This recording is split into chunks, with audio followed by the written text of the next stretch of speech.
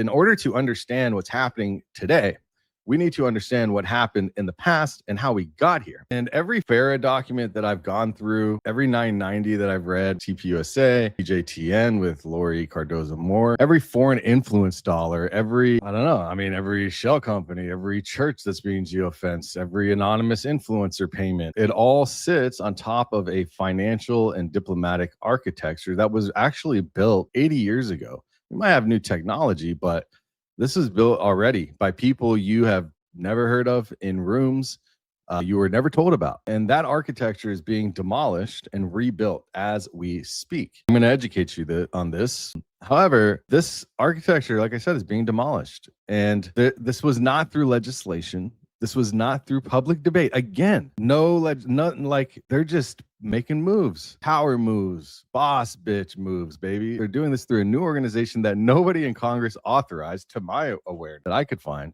where permanent membership costs $1 billion. And one man named himself chairman for life. Everything I'm going to tell you is sourced through the Federal Reserve's own archives, the State Department's own historians, the United Nations Charter itself, congressional records, publicly available documents. Like always, I'm going to show you whatever I can, everything that I have on screen while I discuss this. This is what we do here. This is what I do. I show the receipts.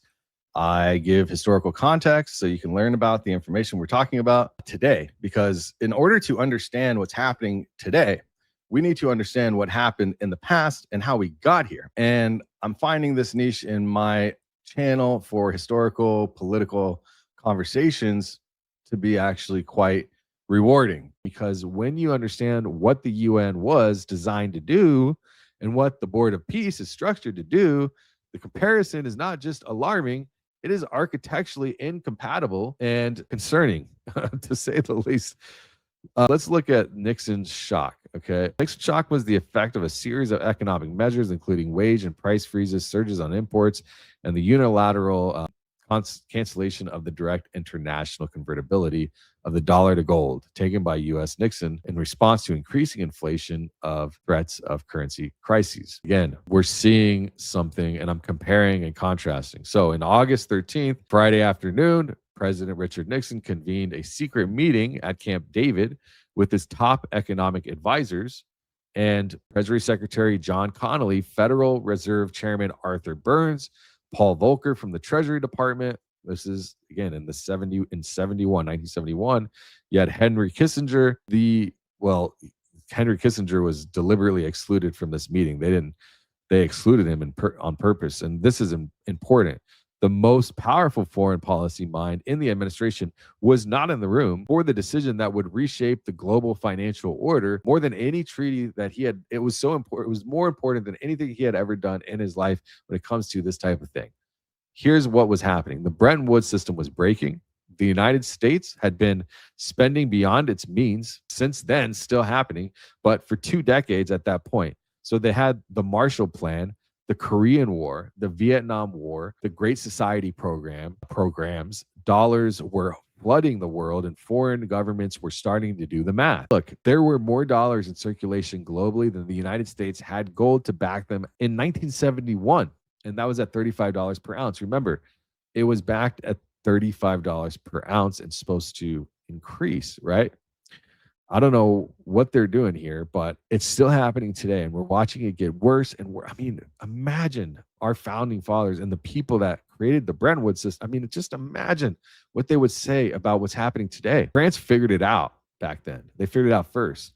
Charles de Gaulle had been exchanging dollars for his gold since the mid-1960s, and literally loading gold bars into ships and sending them across the Atlantic. By 1971, the run was accelerating, and in May, West Germany left the Bretton Woods system entirely, and Switzerland pulled out in August of that year. On August 9th, Britain formally requested that $3 billion in gold be moved from Fort Knox to the Federal Reserve Bank in New York. That was the trigger, okay? The British were calling a bluff, and Nixon's team knew that if they honored all of the outstanding claims, the United States would be stripped of its gold reserves entirely. Let's look at, I think I have this one here. We could see this is one, but Nixon and the end of the Bretton Woods system. On August 15th, 1971, President Richard Nixon announces a new economic policy, a program to create a new prosperity without war. And then we have is this what this one is? Presidency. Yeah, documents addressed to the nation. So 2 days after Camp David in August 15th, 1971, Richard Nixon went on national television and maybe we could pull this up here. Let me see. Richard Nixon went on television and basically preempted Bonanza. Let's see if we can find that. Here we go. Was this it? 1960. Let's do 1971. So it's 18 minutes, but see the beginning of it, I think, here. Address to the nation on a new economic. Good evening. Addressed the nation a number of times over the past 2 years on the problems of ending a war. Because of the progress we have made toward achieving that goal, this Sunday evening is an appropriate time for us to turn our attention to the challenges of peace.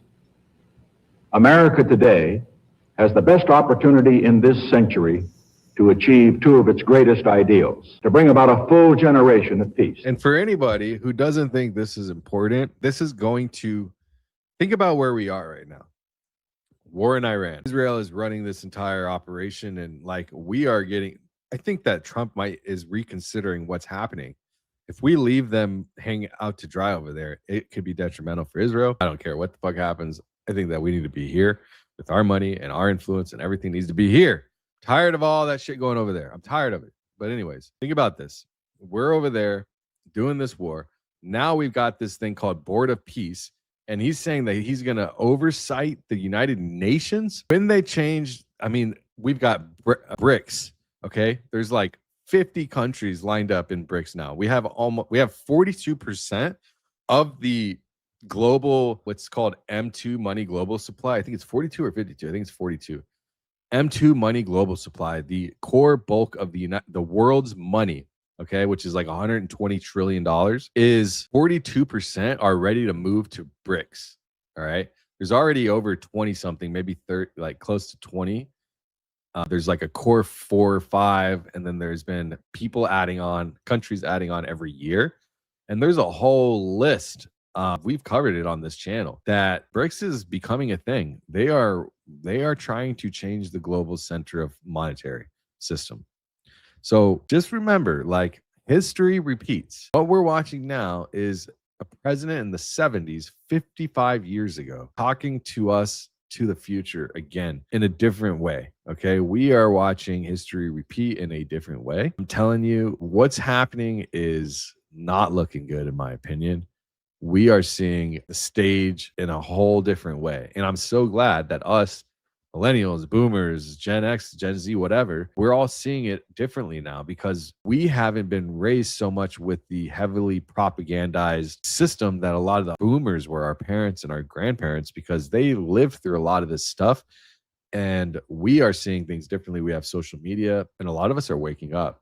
So this is important context. And those that are here, I applaud you. I don't care if there's not 1,000 people here, that's not what I need. I just know I need one person to understand what's happening, and that one person talk to somebody else, because and there's 150 people here, not to mention on X, another 150. We have to pay attention to what's happening. It's so important. And to create a new prosperity without war. This not only requires bold leadership ready to take bold action, it calls forth the greatness in a great people. Prosperity without war requires action on 3 fronts. We must create more and better jobs. We must stop the rise in the cost of living. We must protect the dollar from the attacks of international money speculators. We are going to take that action, not timidly, not half-heartedly, and not in piecemeal fashion. We are going to move forward to the new prosperity without war, as befits a great people, all together and along a broad front. The time has come for a new economic policy for the United States. Its targets are unemployment, inflation, and international speculation. And this is how we are going to attack those targets. First, On the subject of jobs, we all So he goes into the whole address, and this is basically going into fiat currency from gold. And so he suspended the convertibility, the conversion of the dollar into gold. And this is because of what I explained before. Remember, they're trying to pull billions of dollars of gold out, and they're calling the bluff. And then right then, Nixon comes out and is like, talks to 60 million Americans watching and announces a new economic policy. Like, how screwed up is that, dude? Like, imagine how pissed those countries were and probably still are. And then saying, all right, no more gold. We're going to impose a 90-day freeze on wages and prices.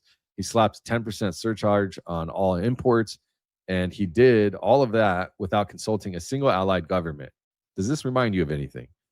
The French were completely blindsided. The British were completely blindsided. The Japanese were blindsided. The entire Bretton Woods system, the architecture, the 730 delegates had built in 3 weeks in 44, and then less than 30 years later, it was functionally dead, killed in a single Sunday night television address between commercial breaks. The dollar was now a fiat currency. It was backed by nothing but the full faith and credit of the United States government. The gold window was closed and it was never reopened. The world, they called it the Nixon shock. And that is exactly what it was. Go back to what I had here up is the Nixon shock. But here's the part where we don't hear a lot about, or some people do, but closing the gold window solved the immediate crisis, but it created a much larger problem.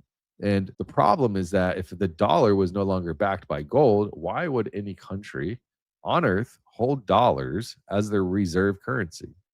Why would the global financial system hold and continue to revolve around a currency that was backed by nothing? It's like crypto at that point. It's literally just backed by people holding it, and it's not even that. It's like a crypto. Like, okay, let me put this into example, because when I come from the crypto space, all right, if I were to make a crypto that, like, imagine if Bitcoin you could make as many Bitcoin as you wanted. Nobody would buy that shit, bro. Nobody would buy it. It would look like the worst meme coin chart of all time. I'm telling you. It would look terrible. And when you're talking about all of this stuff it's just, if anybody had found out that this was going to happen in the early days, I'm telling you, this is what the chart would look like. I'll show you right now. It would look, as soon as they found out, like, this is what should have happened right here. This is just some bullshit coin. Okay. You would see a literally just fall to pieces. Like, we could look at so many. This is what it should look like. Like, I don't know. Let's look at a meme coin, for example. What is Molt up to? I heard this Molt book thing. Is it pumping? Probably not. Let me see. Okay. Let's talk about the Board of Peace. Let me show it on here. Maybe there's a Wikipedia page. Let's go to Whalers Board of Peace Wikipedia, and then I'll explain it to you as I understand it. Okay. Here it is. Board of Peace. Okay.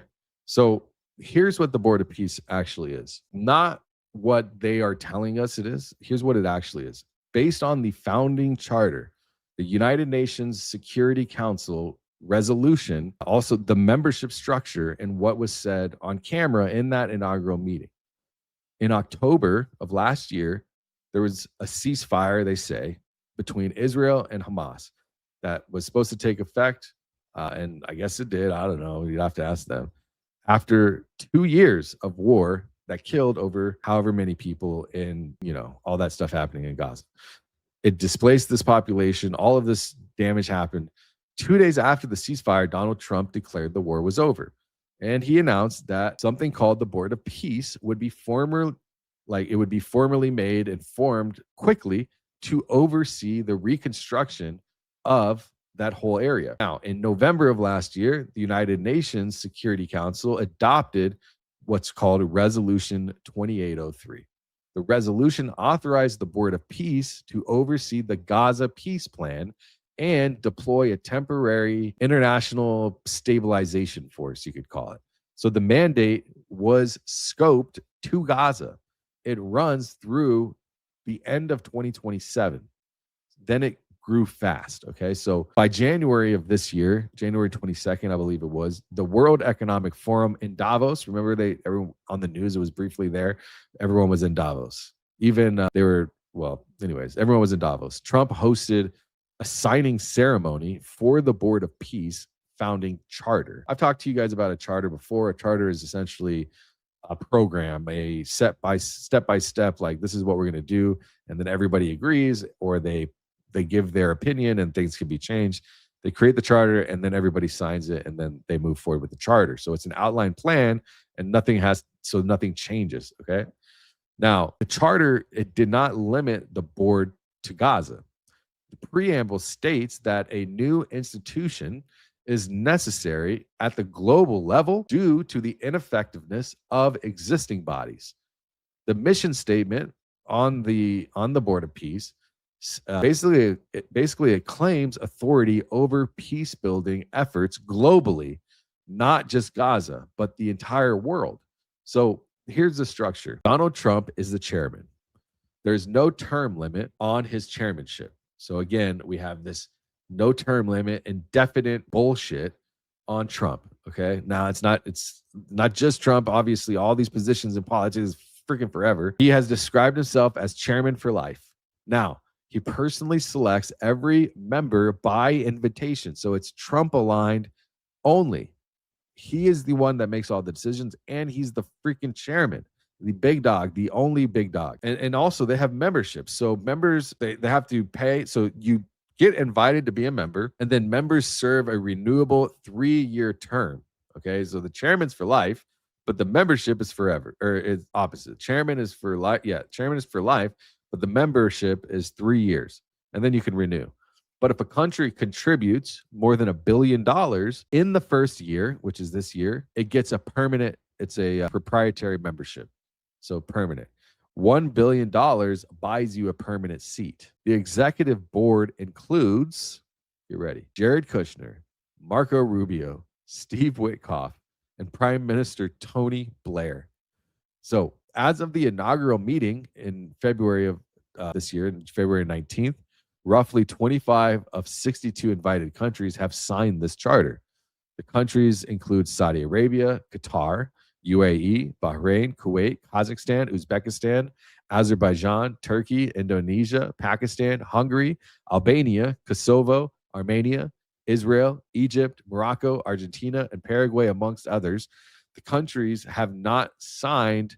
The countries that haven't signed, I think, are France, Germany, the UK, Canada, Australia, Japan, surprisingly Japan, but not surprisingly too. I saw somebody in the comments earlier saying like, you'd have to be crazy not to get away from the US, like they're being destructive. And I can see that. I can definitely see that, why people should or would not align with us moving forward. There's other countries like Brazil, India, and South Africa that haven't as well. So every G7 nation, they call them, except the United States.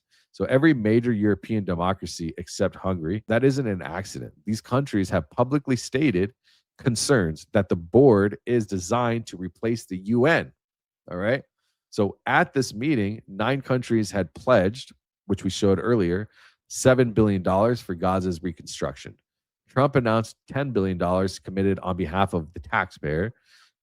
Like, we are paying for their destruction and to the fix it up. It's just, I get so mad, bro. I get so mad. I feel bad, dude. I feel bad. Our country is being used as a cash cow. It's so bad. Congress hasn't authorized it. They haven't appropriated the money. He did not say where this money comes from. The money flows to Gaza through a reconstruction and development fund housed in the World Bank. But the World Bank is described as a limited trustee. So the Board of Peace directs where the money goes. Trump, as the chairman, has ultimate decision-making authority over the disbursement of these funds. Imagine this. The World Bank holds it. Trump decides where all of this money goes. So 5 countries committed troops to an international stabilization force. I mean, I'm not going to go through all the countries again. That's too much. But you got likes of Indonesia, Morocco, Kazakhstan. Egypt and Jordan agreed to train the Palestinian police force, which I don't know. Are they calling it Palestine? They're calling it this in the, I don't know. The long-term plan calls for 20,000 soldiers, 12,000 police to be deployed across 5 sectors of Gaza. It's going to be a police state. It's already that, but it's going to be a real police surveillance state. 20,000 soldiers, 12,000 police is deployed. Let me show you guys something real quick. I'm going to go to the Google Earth, and I'm going to show you what this looks like. Okay. So we're going to go to Gaza. Okay. So if we were to take this, can I draw a line here? So from here all the way to here, okay. Done. That is 25 miles. So imagine 25 miles. So if you're familiar with LA, maybe, I guess is a good way for me to explain it. If you're familiar with LA, if you go from, I don't know, 25 miles, man, it's not that far. Just imagine 25 miles. And you're going to have 30,000+ soldiers and police people deployed with our money funding this. All right. The long-term plan is 20,000. And this is like, they played a video actually at the meeting describing a 10-year vision to rebuild Gaza. I think I can find that actually. Let me see if I can find it. They want to do 200 hotels, islands, and all this stuff. Let me see if I can get the timestamp for this. Let me pull this up. I think it's in here. Let me go find it real quick. Find it. I think it's 1 hour. 107. Yeah. We'll go back a little bit. Oh yeah, this is the blueprint. Oh yes, this is perfect. We're gonna have to watch a little bit of this. Thank you.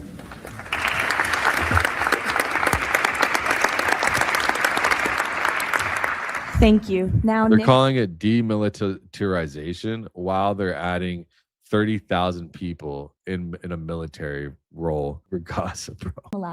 Thank you, Caroline, and thank you, Mr. President. Today, we're very happy to announce that we're creating the Office of the High Representative for Gaza of the Board of Peace, which will be there to support, to guide, and assist the National Committee for the Administration of Gaza, hopefully removing the roadblocks that they will be facing in taking over civilian and administrative control of the Gaza Strip.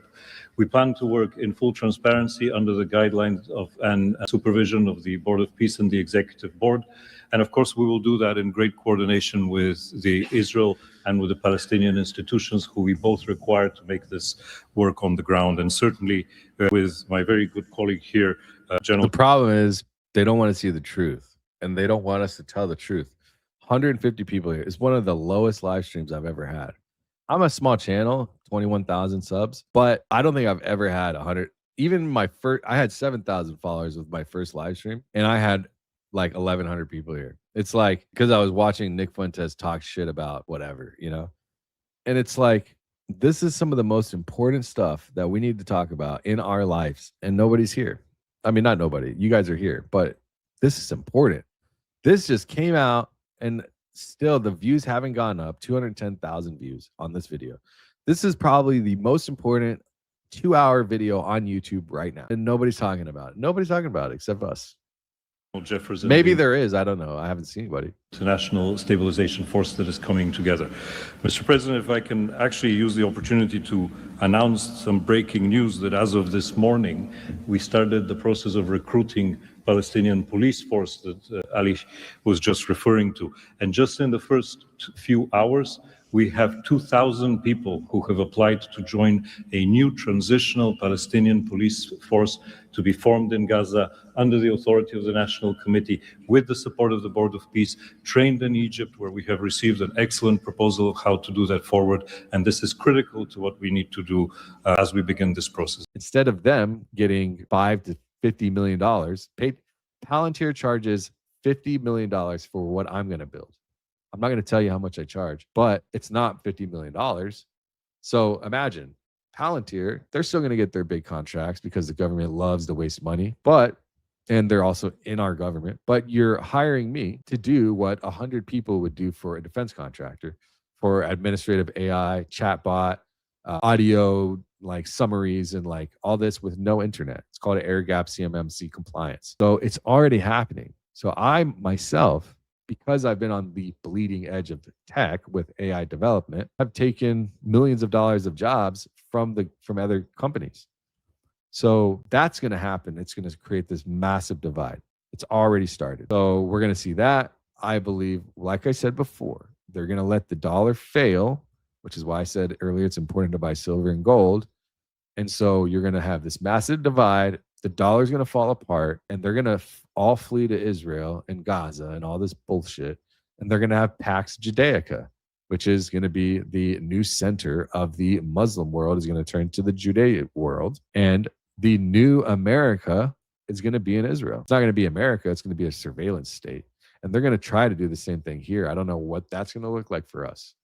But I'm telling you right now, they are intentionally sending all of our money in cash, building businesses and infrastructure with no debt in Israel and Gaza, a tax-free haven, with our money. We're paying for that. So we're going to be left holding the bag when the money crumbles. I promise. I promise you that. You'll remember this. Be like, that guy, bro. What was his name? Danks something, some stupid shit. He said this 10, 15 years ago. I can't believe that he was right. I'm telling you. I promise you. This has been the plan. I hate to say it. I hope not. I hope that we can do something. And you know what? Good. Fuck them. Let them go. Let them go. Let us take our country back. If it has to be that we see it all destroy, then we're going to have to figure out a way to decentralize our money, which crypto is a good way to do it. But you have to back up crypto with something, not just hopes and dreams. It has to have something to keep it stabilized, which gold is great. Silver would be great. Why not silver? If the money goes up and down a little bit, who cares? But we need something. Why do you think our dollar is like everything is going up so expensive and down? It's not because just only the fact that, oh, oil and it's all bullshit. Commodities. No, it's because of this. It's because our inflation, right? Look, check this out. It's because of our inflation. Thank you for the super chat. Look, the gold dollar versus the fiat dollar, purchasing power 1913 to 2026. What happened to your money when they removed the anchor? Okay. This is from the Bureau of Labor Statistics, CPI, Federal Reserve, Fred. They're the ones that determine interest rates and stuff. So essentially, if you were to say our dollar was worth $1 in 1913, right now, okay, this comes to when the gold closed, okay, 1971. So when gold closed, our dollar was already 58% destroyed from inflation, all right? Like they had already done whatever damage they were going to do. So during the Nixon shock, we've seen nothing but a downtrend. And right now, our dollar is worth roughly 3.5 cents. I think it's less. I think it's like 2 cents. So we are already destroyed. Imagine if they never removed it from the gold. Like they've never had our interest, ever. They've always had their own interest. Nobody's ever fully audited the gold.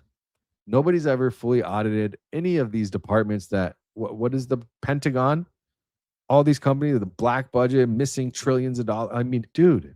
When are we going to say this is enough? We're just watching it happen. And people are watching Dancing with the Stars and the fucking Kardashians. This is too important. I don't care how many people are here. All I care about is that you're here. And I'm glad you're here. And I thank you for being here. Because when you see this is absolutely 100% fact. We have lost 96 to 99% of our purchasing power. They said it was 98% last year. So when are we going to, so we're just going to let it happen. And they're giving it away. So more of it is going towards everybody else, and they don't care about us.